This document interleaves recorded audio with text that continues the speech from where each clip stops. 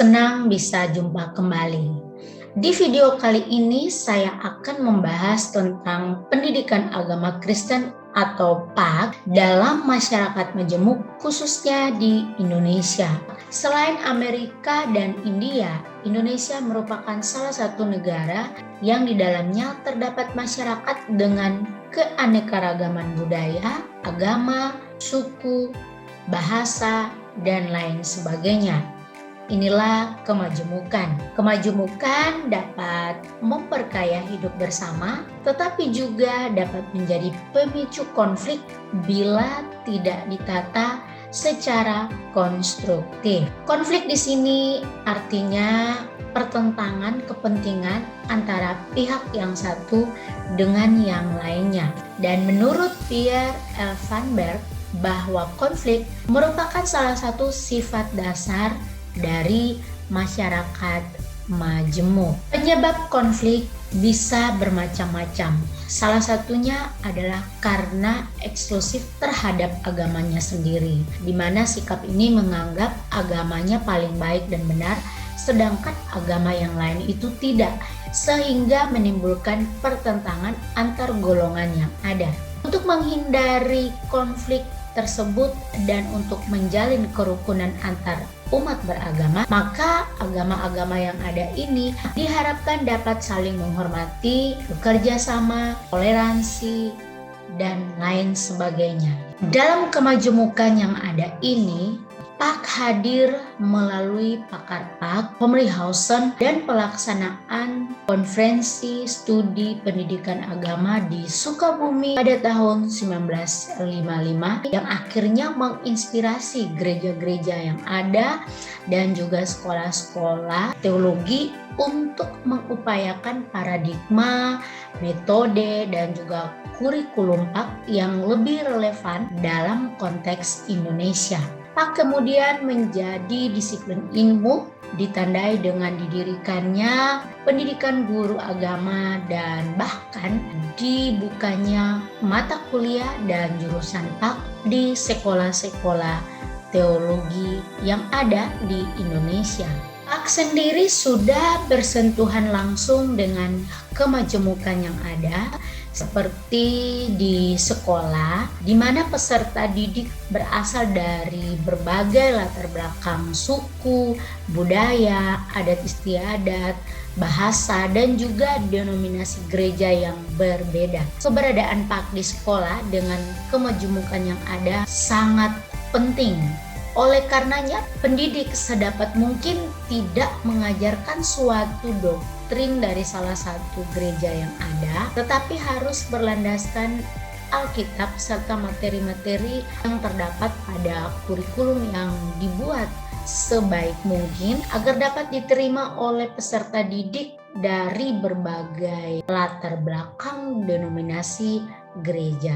Guru atau pendidik juga harus mampu menerima perbedaan yang ada pada peserta didik, khususnya terkait keanekaragaman gereja tanpa bermaksud atau tanpa memaksa peserta didik untuk mengikuti salah satu ajaran gereja, namun penekanannya lebih kepada bagaimana peserta didik diajar untuk menghargai gereja atau denominasi yang berbeda dengannya, dengan cara tidak mengolok-olok atau merendahkan tata cara ibadah gereja lain. Itu adalah salah satu contoh. Dan tentu yang menjadi teladan di sini adalah pendidik atau guru tersebut, dan guru PAG khususnya dapat bersifat netral di tengah keanekaragaman yang ada.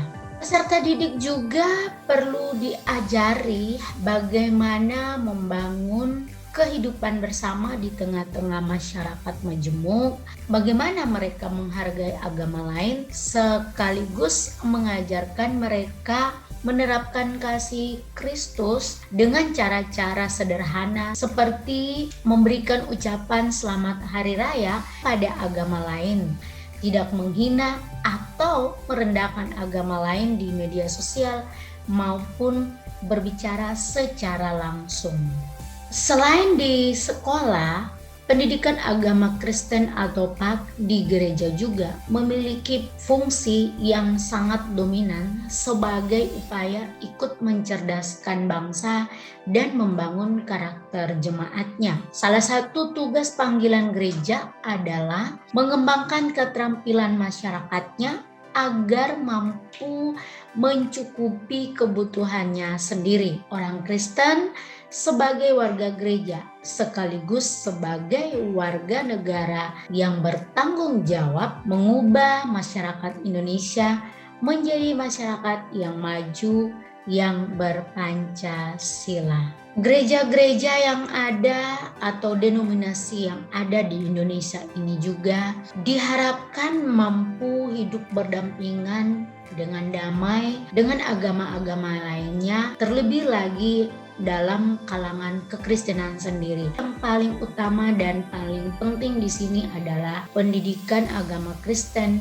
dalam keluarga. Keluarga Kristen adalah anugerah pemberian Tuhan yang tidak ternilai harganya. Dan tentu keluarga Kristen memegang peranan yang penting dalam PAK, bahkan lebih penting dari yang lainnya, sebab memang anggota keluarga, masyarakat, anak-anak yang dibesarkan tentu berawal dari keluarga. Nah, itu harapannya keluarga Kristen harus mampu memberikan warisan kepada generasinya yang terdiri dari 3 hal. Yang pertama itu adalah pengetahuan, yang kedua adalah pola perilaku sosial, yang terakhir adalah penerapan atau mengajarkan nilai-nilai kekristenan kepada anak. Dan dengan melakukan perintah, peraturan, dan mengajarkan firman Tuhan kepada